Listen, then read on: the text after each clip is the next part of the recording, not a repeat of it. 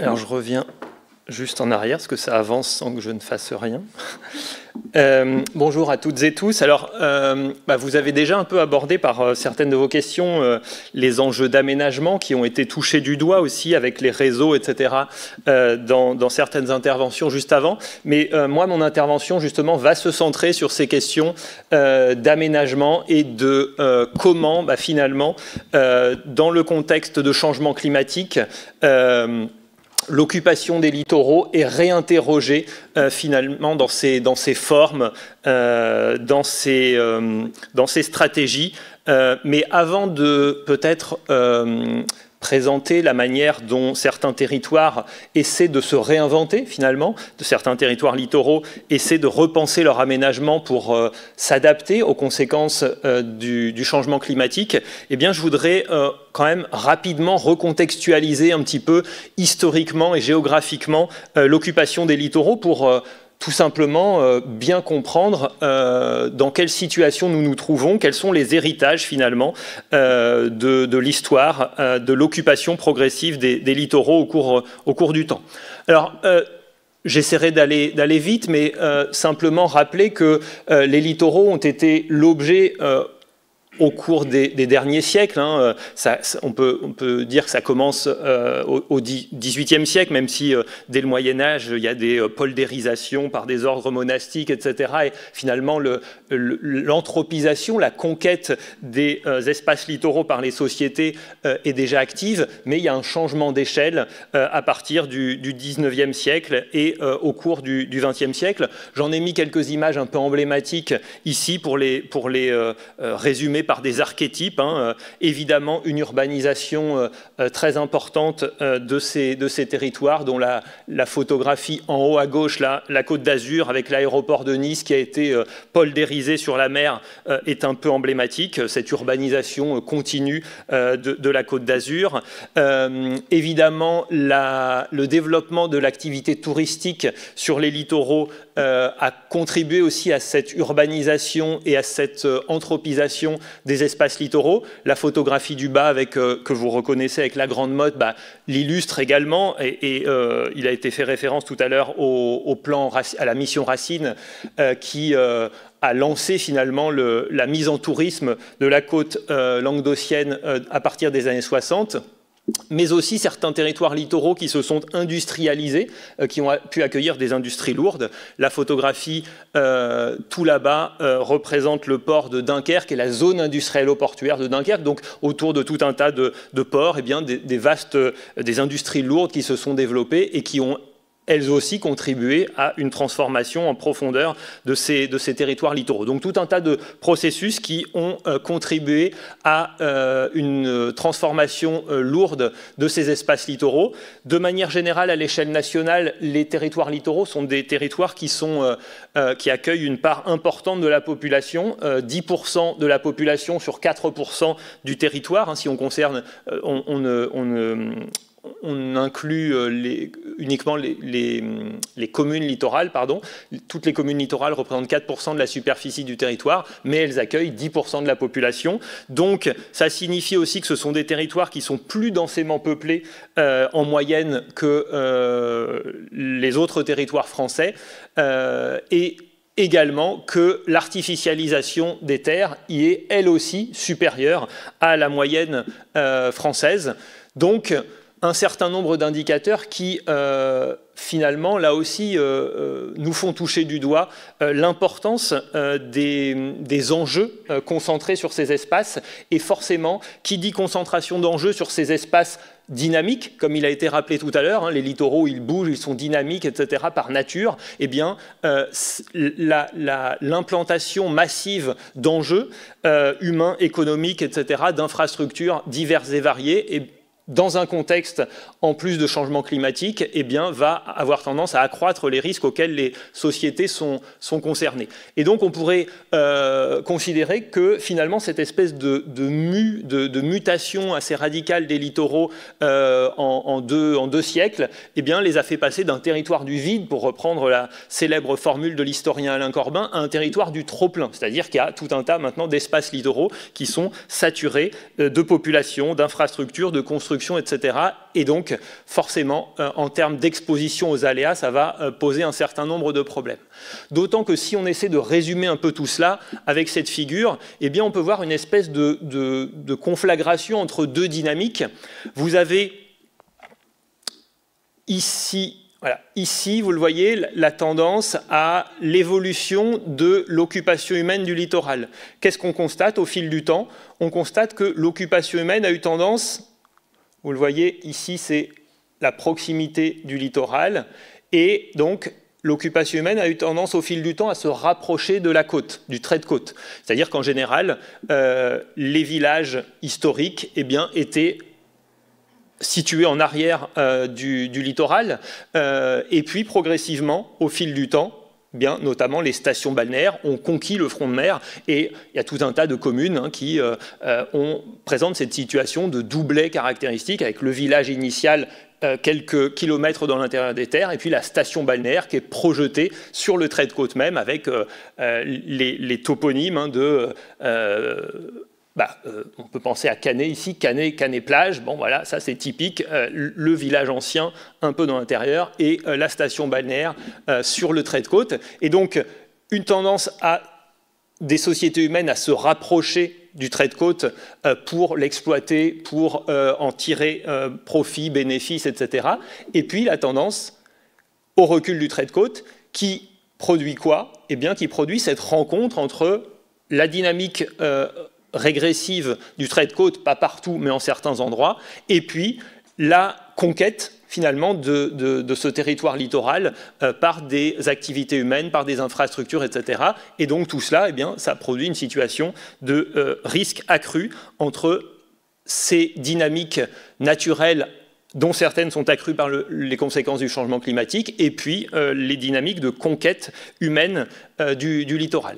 Donc tout cela, ça a été rappelé par Yann Balouin tout à l'heure, ça produit différents types de risques, et donc là on peut parler vraiment de risque, puisque lorsque des enjeux humains sont exposés à des phénomènes naturels qu'on qualifie d'aléas, on a bien une situation de risque, c'est-à-dire que ces enjeux, ils sont menacés de destruction, de dégâts, etc.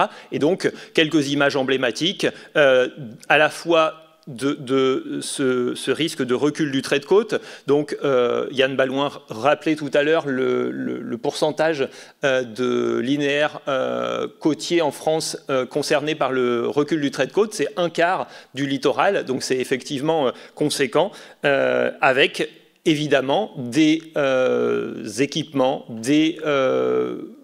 y compris, vous le voyez, avec le fameux immeuble du Signal qui a été détruit depuis, des maisons, etc. Donc ce n'est pas forcément uniquement des équipements du type route, etc., mais ça peut être des biens privés, immobiliers, avec des habitants dedans qui se retrouvent directement menacés par ce recul du trait de côte.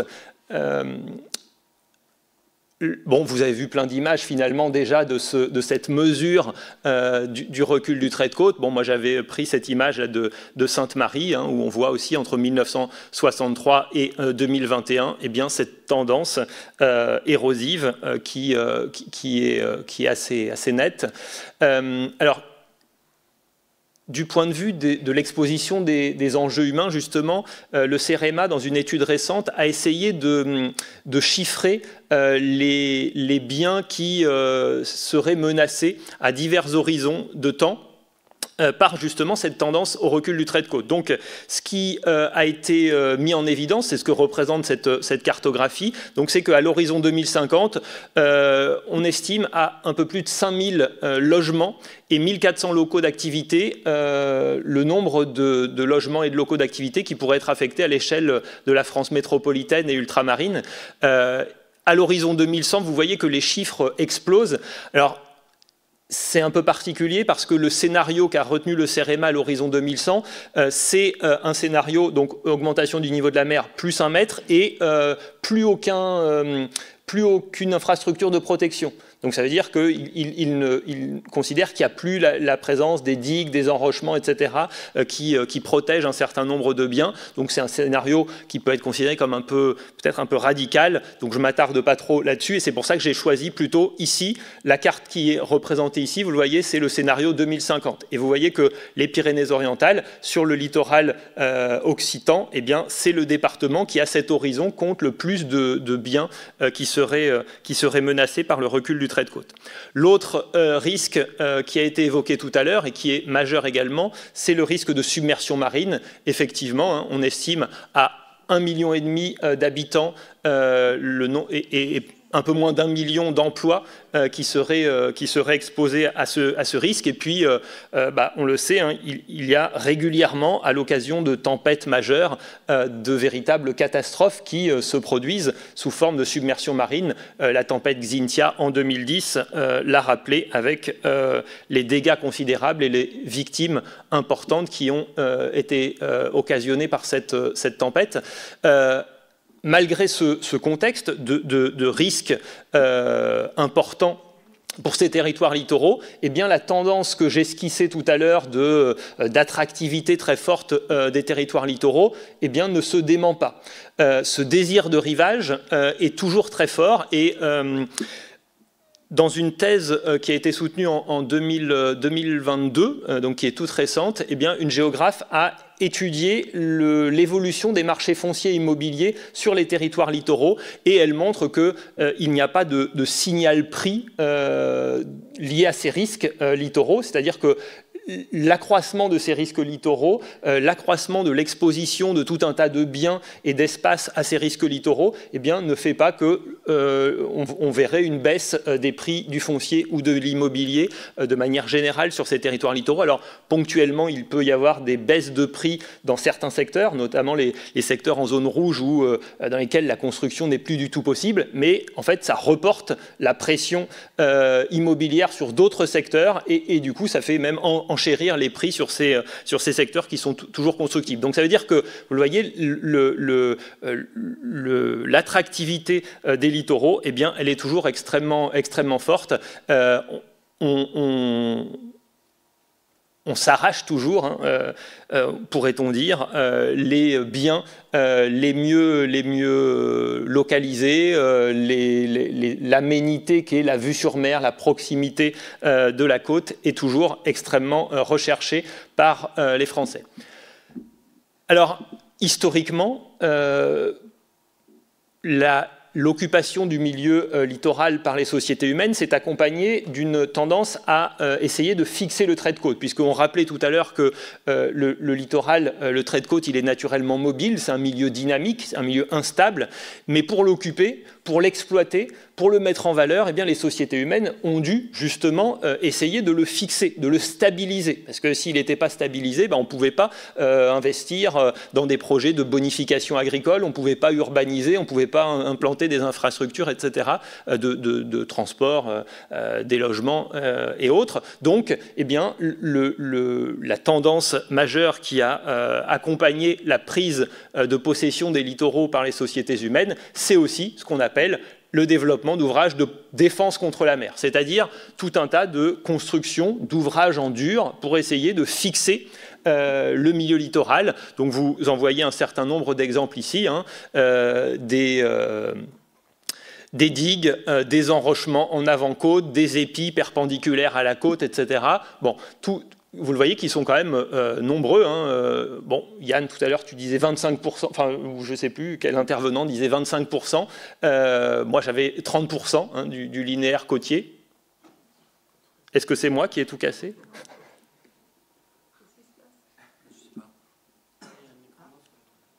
C'est le diapo qui nous marche, non ?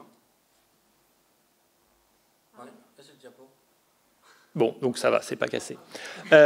Bon, bref, en tout cas, tout ça pour dire que il y a un nombre d'ouvrages importants hein, de fixation du trait de côte qui existent aujourd'hui en France, qui représentent un linéaire important, et ça veut dire que ça a aussi une influence très forte sur les dynamiques côtières on le verra dans un instant. Mais donc cette tendance, on y reviendra, puisque aujourd'hui justement, une des idées, c'est d'essayer ponctuellement d'être moins dépendant, voire parfois de pouvoir s'émanciper de ces ouvrages, tout simplement parce qu'on sait maintenant que ces ouvrages, eh bien, ils ont un certain nombre de conséquences négatives.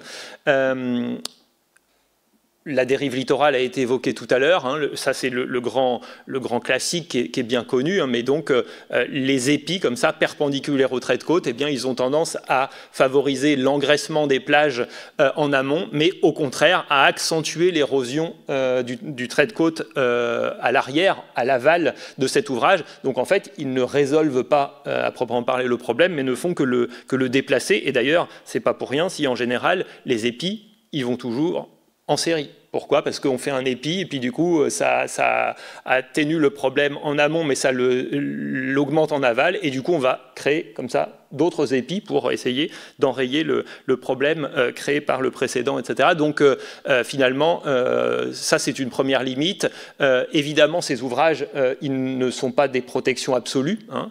Les digues de front de mer, parfois elles sont mises à mal, c'était rappelé tout à l'heure lors des tempêtes. Il faut ces ouvrages les entretenir. La tempête Xynthia a montré aussi que les digues, elles sont faillibles, hein, et donc l'eau de mer où l'eau des fleuves peut passer par-dessus, elle peut créer des brèches, etc. Donc il y a aussi tout un enjeu d'entretien de ces ouvrages de protection qui est majeur. Bon, je ne m'éternise pas trop parce qu'il faut que j'en vienne quand même au cœur de mon intervention. Alors, effectivement, tout cet historique un peu d'occupation des littoraux étant rappelé, venons-en maintenant à la manière dont, depuis quelques années, la vision des espaces littoraux, de leur gestion et de leur occupation commence à évoluer, justement au regard de cette notion d'adaptation aux conséquences du changement climatique. Puisque le constat de cette vulnérabilité accrue des territoires littoraux, eh bien, fait monter en puissance justement l'idée que même si on continue à essayer de lutter contre le changement climatique, hein, ce qu'on appelle l'atténuation, c'est de limiter les émissions de gaz à effet de serre, etc., finalement, le changement climatique, il est à l'œuvre et ses conséquences sont déjà sensibles sur un certain nombre d'espaces, dont les espaces littoraux. Donc, eh bien, il serait nécessaire d'adapter l'occupation de l'espace, l'aménagement des territoires littoraux à ces conséquences. Et du coup, ce registre de l'adaptation là, devient un registre d'action à part entière. Un certain nombre de textes à différentes échelles ont été adoptés ces dernières années. Donc à l'échelle nationale, en 2012, c'est une stratégie nationale de gestion intégrée du trait de côte qui a été adoptée, qui a été déclinée ensuite, quelques années après, à l'échelle régionale.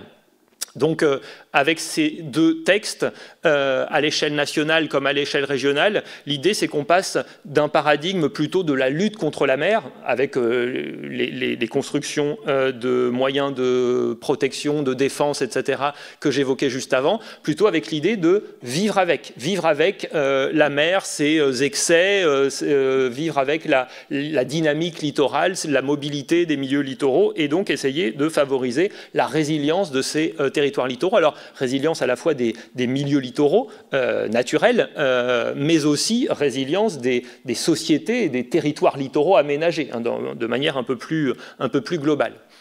La loi climat et résilience qui a été évoquée tout à l'heure, si je puis dire, va un peu plus loin en incitant elle aussi les territoires littoraux à adapter leur politique d'aménagement face au recul du trait de côte. Et cette loi climat et résilience, elle met en avant un terme qu'on retrouvera, c'est celui de recomposition spatiale. Recomposition spatiale, ça veut dire tout simplement essayer de réaménager différemment les territoires qui sont les plus vulnérables à ces aléas littoraux.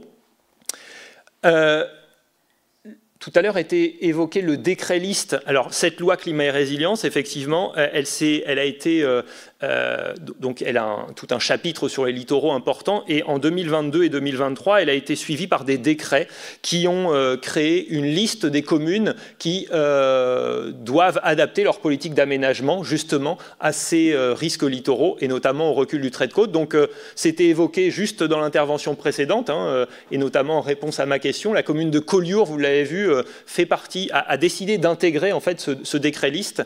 Et si je ne m'abuse, il y a une deuxième commune du département qui va bientôt rejoindre Collioure. Mais donc voilà, l'idée c'est que ces communes qui choisissent d'intégrer ce décret liste des communes qui vont devoir adapter leur politique d'aménagement à ce risque, eh bien, elles vont pouvoir mobiliser des outils, de nouveaux outils en fait spécifiques pour avoir plus de leviers en main pour justement repenser leur aménagement. Alors c'est par exemple, notamment la loi climat et résilience prévoit la mise en œuvre d'un nouveau droit de préemption spécifique dédié à ce risque de recul du trait de côte pour que les collectivités puissent être en mesure de préempter un certain nombre de biens, de constructions, etc., que les collectivités jugeraient trop exposés à ce risque de recul du trait de côte.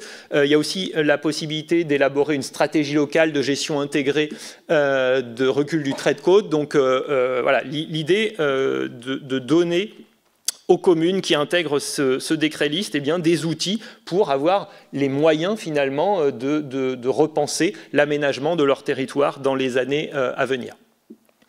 Et puis ces différents textes d'échelle nationale ou régionale que j'évoquais juste avant, ils ont été complétés par, à l'échelle de la région Occitanie, un plan d'action régional pour l'adaptation du littoral. Donc là, l'idée, c'est de dire il faut que la région Occitanie, en partenariat avec les services déconcentrés de l'État, eh bien, a choisi de se doter, comme ça, d'un plan d'action pour aider les collectivités qui souhaiteraient prendre à bras-le-corps, finalement, ces questions.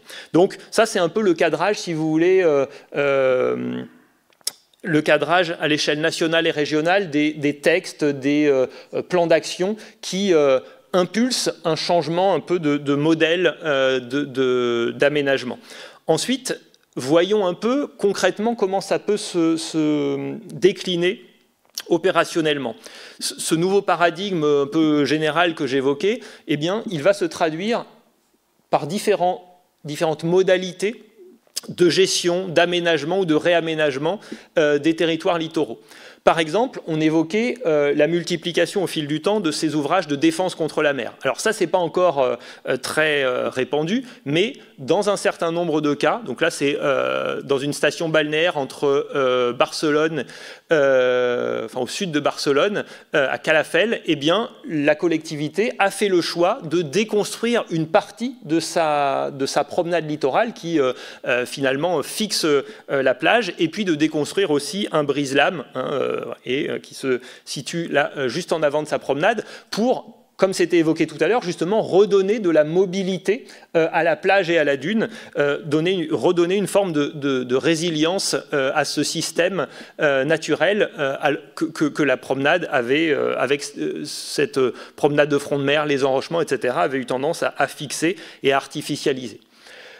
Autre alternative qui est mise en œuvre depuis quelques années dans certains territoires littoraux, pas qu'en France d'ailleurs, c'est ce qu'on appelle les dépoldérisations. J'évoquais tout à l'heure la conquête de terres sur la mer au fil de l'histoire et dès le Moyen-Âge, donc ce qu'on appelait la poldérisation.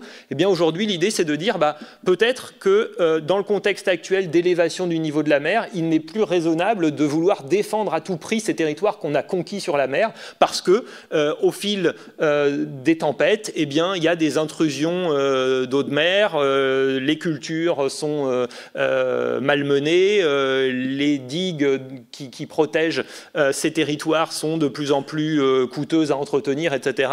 Et donc peut-être, eh bien, il est préférable en certains lieux de faire le choix, soit carrément un peu radical de faire une brèche dans la digue, c'est-à-dire qu'on ouvre volontairement des polders pour que l'eau de mer puisse réentrer, soit de manière un peu plus progressive, eh bien, on va stopper l'entretien des ouvrages de protection et progressivement, sous l'effet des assauts de la mer, eh bien, la digue va s'éroder, il y a une brèche qui va se créer et puis dans quelques années, l'eau de mer aura pu à nouveau entrer dans le polder et progressivement, comme vous le voyez avec ces photographies, eh bien, on passe d'une situation où vous avez des polders qui sont, vous le voyez ici, hein, exploités pour l'agriculture à des polders qui redeviennent finalement des zones humides avec voilà, une eau saumâtre, hein, il y a de l'eau de mer, il y a de l'eau douce, etc., qui se mélangent et du coup on a des zones humides extrêmement riches hein, d'un point de vue de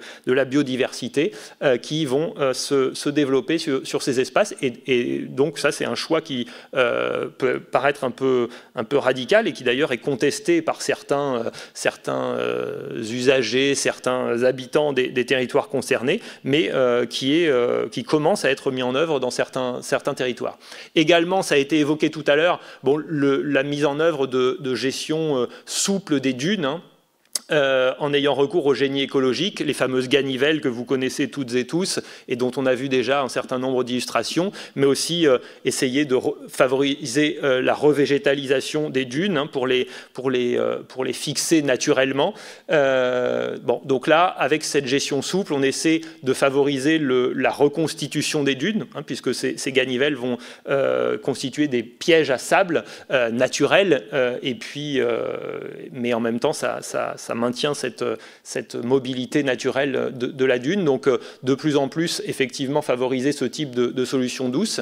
Et puis, parfois, eh bien, de manière plus volontariste et plus lourde en termes de travaux de génie civil, eh bien, on va décider de relocaliser un certain nombre d'équipements, d'enjeux qu'on juge trop vulnérables, trop menacés. Donc ici, par exemple, sur le lido du Petit et du Grand Travers, entre Carnon et la Grande Motte, eh bien, vous le voyez, la décision qui a été prise, ça a été de reculer ici. Donc la route qui passait en arrière même de la plage, eh bien, vous voyez ici, elle n'est plus présente, donc la circulation se fait uniquement, désormais, la circulation automobile se fait uniquement hein, par cette route qui existait déjà, qui était en arrière de la dune, mais la route qui passait ici entre la plage et la dune, eh bien, elle est supprimée, et donc les stationnements sont réorganisés, là aussi, ici, en arrière de la dune, avec un certain nombre de cheminements qui sont balisés pour éviter que la dune soit parcourue dans tous les sens par les touristes et que ça crée, que ça entraîne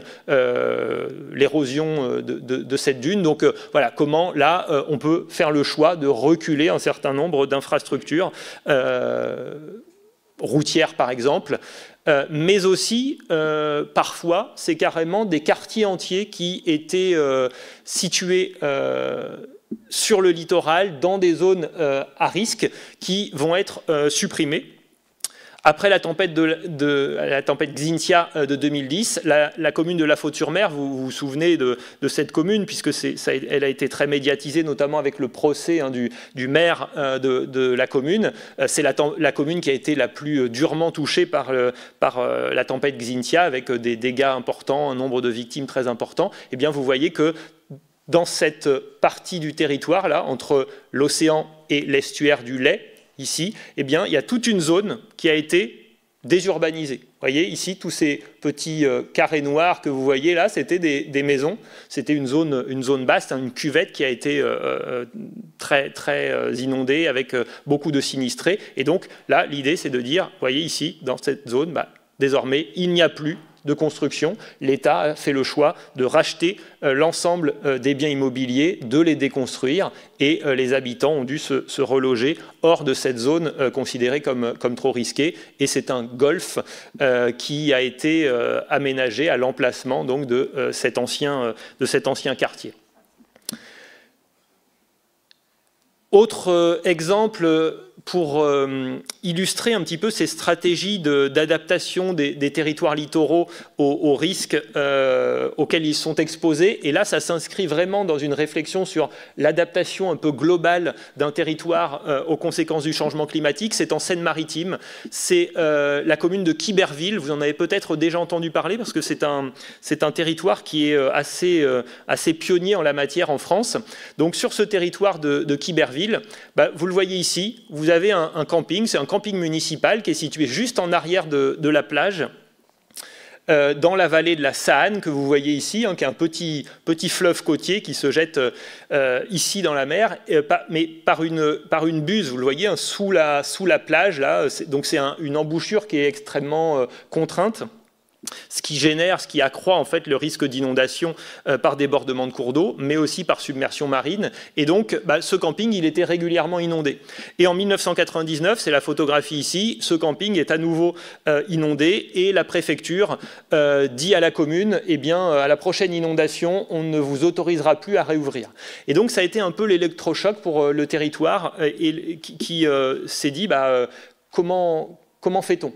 Comment penser finalement l'évolution de notre territoire au regard de ces risques, puisqu'on a un camping qui est régulièrement inondé, etc., et qui risque de ne plus pouvoir ouvrir. Et donc, la commune de Quiberville s'est lancée en fait dans une politique assez ambitieuse et son intérêt, c'est qu'elle est globale, ça s'inscrit dans une stratégie globale de recomposition, justement, spatiale de son territoire. Alors, le premier choix fort, c'est la décision de relocaliser dans l'intérieur des terres ce camping municipal dont je vous parlais. Ce camping, il est en cours de réaménagement, là, 700-800 mètres à l'intérieur des terres, sur une zone un peu de colline, zone haute, donc ça veut dire à l'abri du risque d'inondation, soit par débordement du cours d'eau de la Saône ou par submersion marine, dans une position un peu haute. Alors, l'idée, c'est que les touristes qui logeront dans ce camping seront un peu plus loin de la plage, évidemment, mais ils auront, vu la situation topographique des terrains retenus, ils auront quand même une vue sur la mer. Donc, en gros, on vous prive d'une aménité, la proximité immédiate de la plage, mais on vous en offre une autre, c'est la vue sur mer dont vous bénéficierez. Et surtout, donc, ce territoire, il a repenser de manière globale sa stratégie d'aménagement au regard des conséquences du changement climatique, avec cette idée de relocaliser certains équipements, l'idée aussi de renaturer finalement la vallée de la Saône, en supprimant ce pont cadre, cette buse-là qui contraint l'embouchure du fleuve, et puis en se lançant dans une politique pour recréer finalement des zones humides dans la vallée de la Saône pour améliorer la qualité des milieux. Hein, donc au-delà de la simple relocalisation d'équipements, il y a vraiment là l'idée qu'on repense la stratégie d'aménagement de l'ensemble du territoire au regard des enjeux climatiques. Et d'ailleurs, c'est assez intéressant d'entendre le maire de Quiberville qui dit volontiers en fait que lui, il faisait partie il y a quelques années des tenants des mesures de protection. Il dit, je faisais partie de ceux qui considéraient qu'il fallait tenir la ligne, il fallait à tout prix protéger nos territoires conquis sur la mer grâce à ces moyens de protection et qu'il était hors de question de reculer. Et puis il dit, progressivement, j'ai compris que je faisais erreur et que, en fait, il était préférable de s'adapter, de repenser le territoire en reculant des équipements, en ayant une gestion plus souple du trait de côte, etc. Donc ça renvoie aussi aux questions qui étaient abordées par certains et certaines tout à l'heure dans la discussion de comment les élus s'approprient ces nouvelles manières d'envisager leur territoire à l'heure du changement climatique, etc., sur le littoral.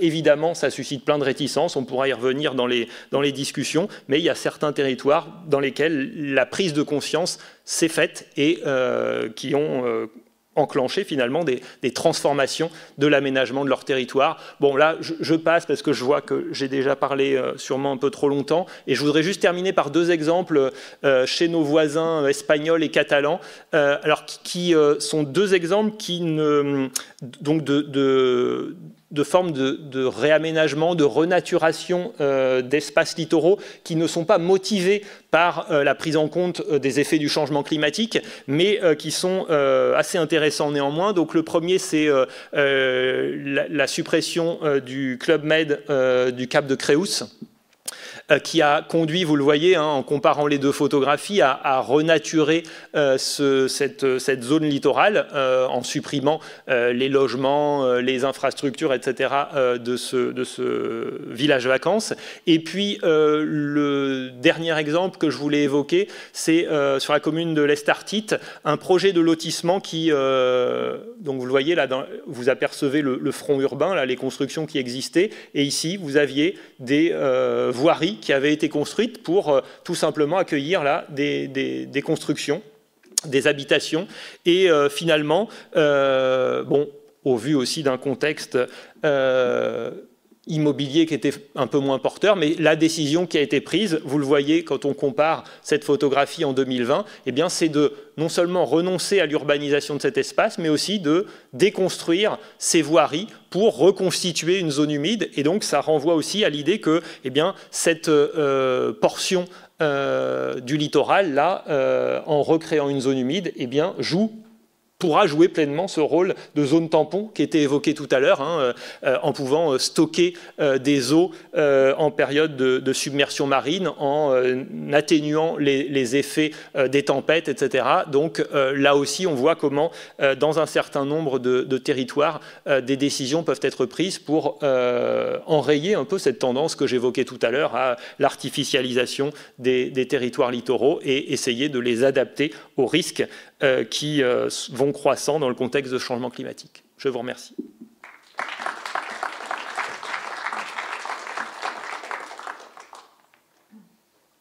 Merci beaucoup, Sylvain, pour ta présentation.